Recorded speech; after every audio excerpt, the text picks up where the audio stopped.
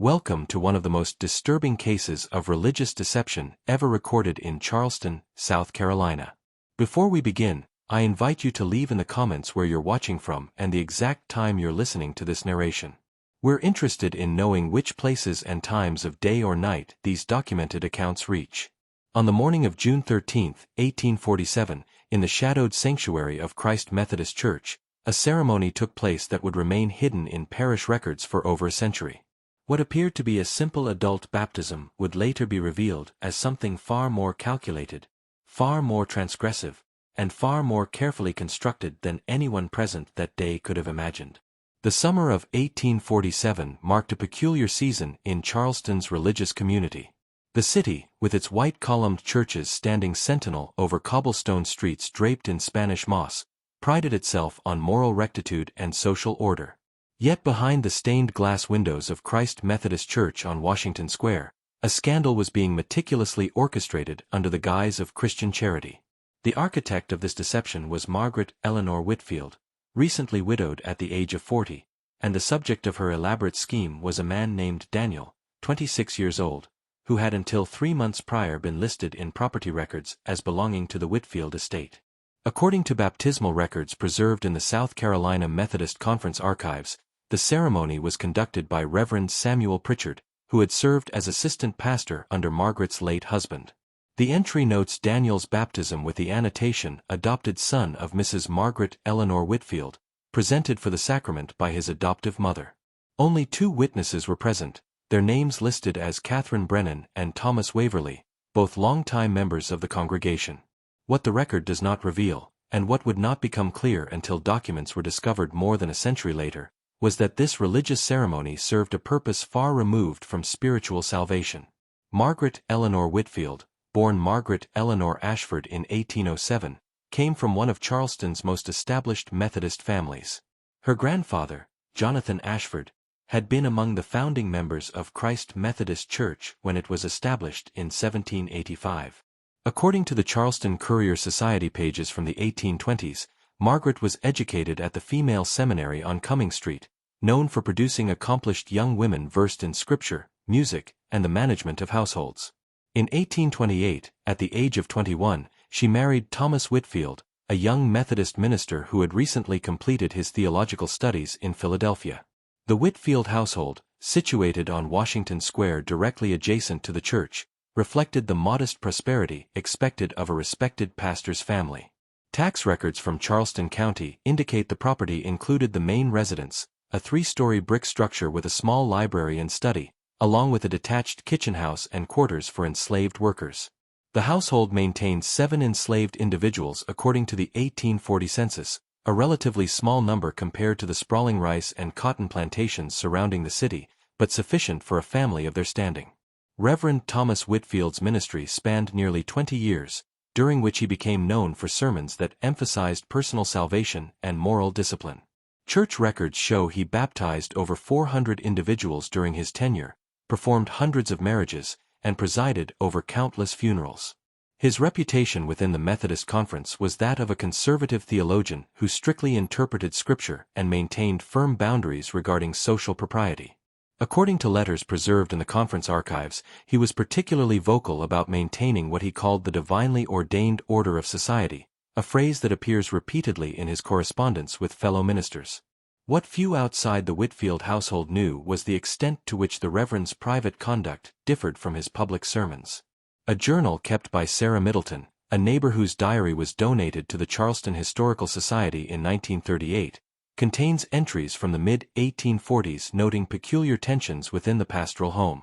On November 3, 1845, she wrote, "Called upon Mrs. Whitfield this afternoon. Found her in unusually withdrawn spirits. She made excuse that the Reverend had been working late in his study these many nights, and that the household routine had been disrupted. There was something in her manner that suggested deeper distress, though she would not speak of it directly." The household staff during this period included an enslaved woman named Ruth, who managed the kitchen house, her 2 daughters who assisted with cleaning and laundry, an older man named Samuel who maintained the grounds, and Daniel, who had been purchased by the Reverend in 1842 from an estate sale following the bankruptcy of a neighboring plantation. The bill of sale, discovered in Charleston County property records during a 1951 courthouse renovation, described Daniel as house servant, literate, skilled in carpentry and stable management, age approximately 21 years. Daniel's literacy was unusual and significant. South Carolina law explicitly prohibited teaching enslaved people to read or write, violations punishable by fine and imprisonment. Yet the presence of books in Daniel's quarters, later confirmed by church inventory lists, suggests that someone in the Whitfield household had not only taught him these skills but actively encouraged his continued education. An inventory conducted after Reverend Whitfield's death listed among items found in the servants' quarters a Bible, a volume of Methodist hymns, and a copy of Pilgrim's Progress, all bearing the Reverend's bookplate. The first indication that something was amiss in the Whitfield household came not from the household itself, but from the church board.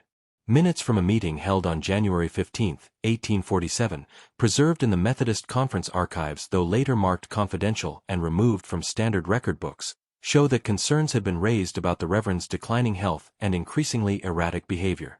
Board member Jonathan Pierce noted that the Reverend had missed several Wednesday evening prayer services without explanation and had delegated many pastoral duties to his assistant, Samuel Pritchard. Most concerning was a notation that the Reverend had been seen in public, appearing disoriented and unwell, raising questions about his ability to continue his ministerial responsibilities. On the morning of March 7, 1847, Reverend Thomas Whitfield died in his study. The official cause of death recorded by Dr. Edmund Colworth was apoplexy brought on by overwork and nervous exhaustion. The death certificate, filed at Charleston County Courthouse, notes that the Reverend was found at his desk by his wife at approximately 7 in the morning, already deceased, with no signs of struggle or distress beyond what would be expected from a cerebral event. The funeral was held 3 days later at Christ Methodist Church, attended by nearly every prominent family in Charleston's Methodist community. The Charleston Mercury of March 11 carried an obituary praising the Reverend's 2 decades of faithful service and noting that he was survived by his devoted wife, Margaret Eleanor.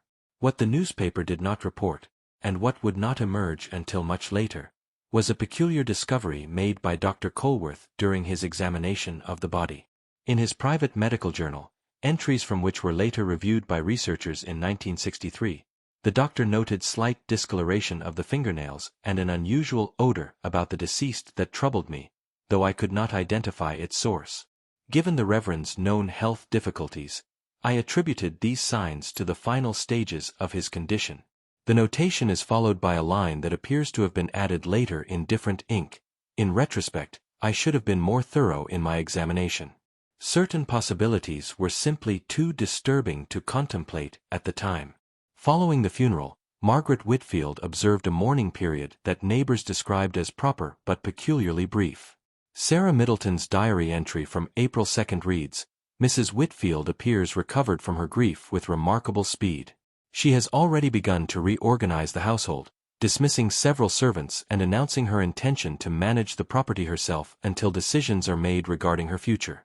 Most unusual was her decision to retain only Daniel among the household staff, which has occasioned considerable talk among the neighbors. The church board met on April 10 to discuss the future of the pastoral residence.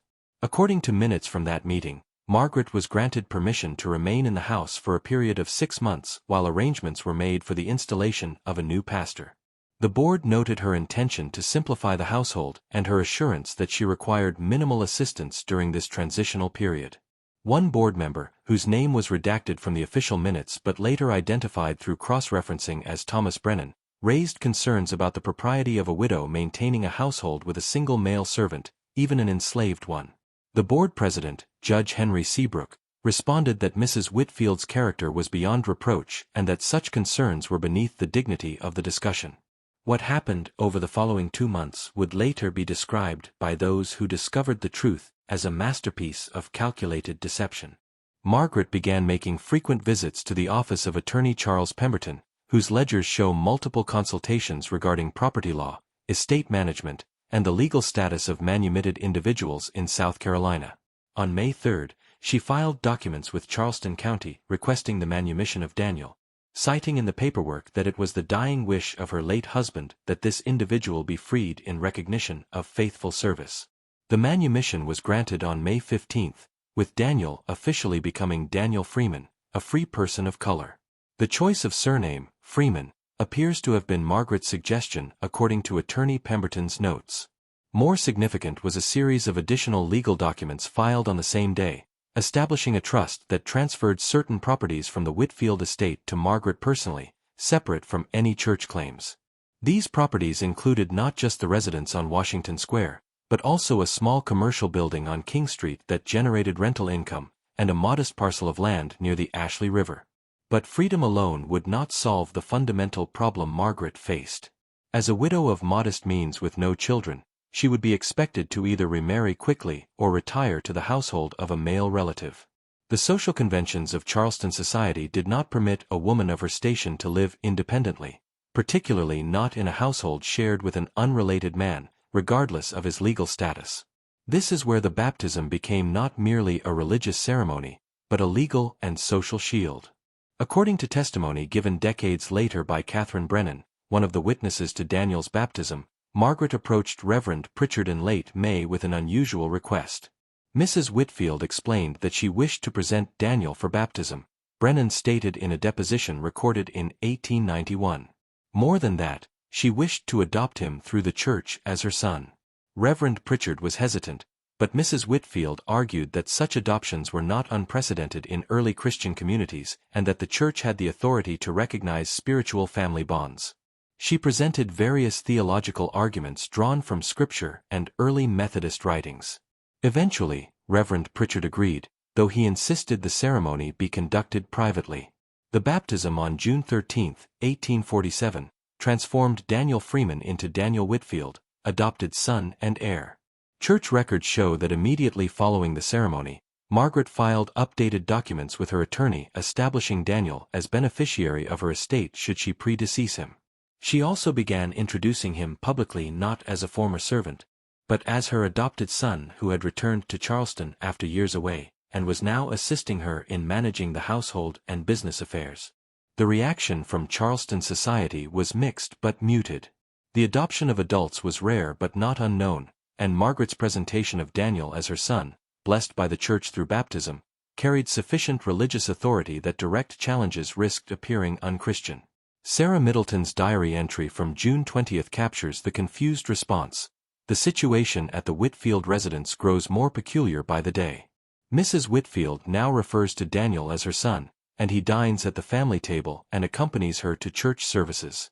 There is talk, of course, but what can be said when the church itself has sanctioned this arrangement? Still, I cannot help but feel that something is not as it appears. What no one outside the household suspected, and what Margaret and Daniel had worked meticulously to conceal, was that their relationship had begun not after the Reverend's death, but years before it.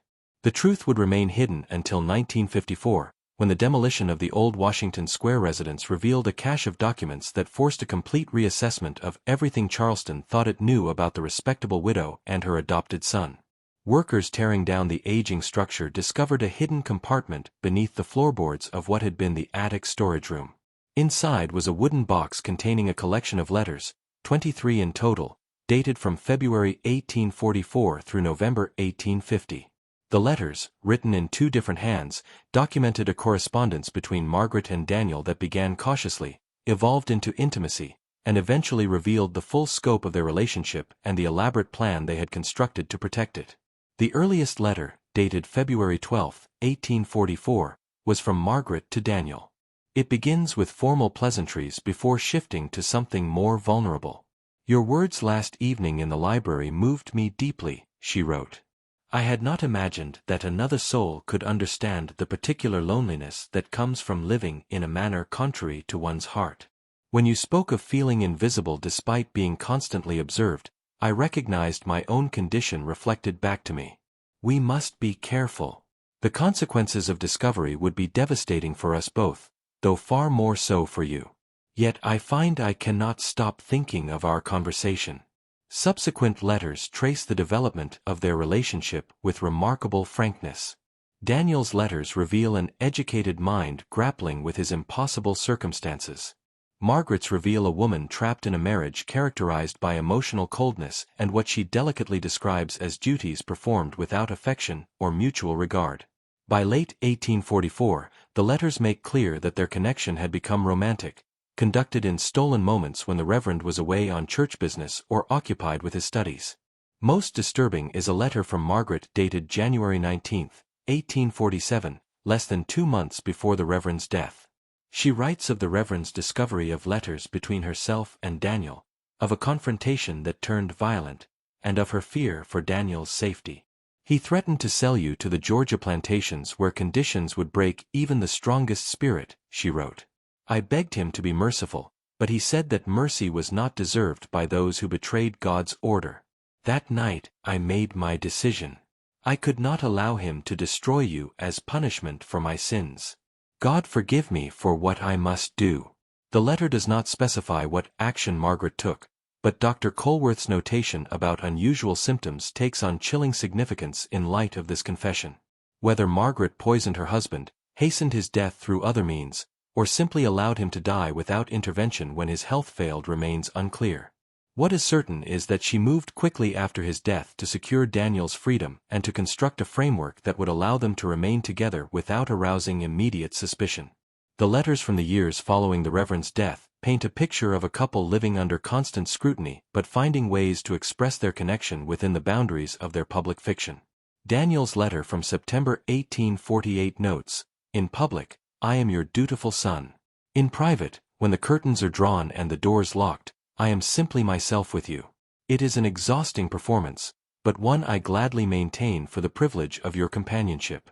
Margaret's response speaks of the isolation their secret creates, of the impossibility of true friendship when one cannot speak honestly about one's life, but also of the profound gratitude she feels for their shared existence, however constrained. The letters end in November 1850. The final one, from Margaret to Daniel, mentions her deteriorating health and her satisfaction that the legal arrangements she has made will ensure Daniel's security after her death.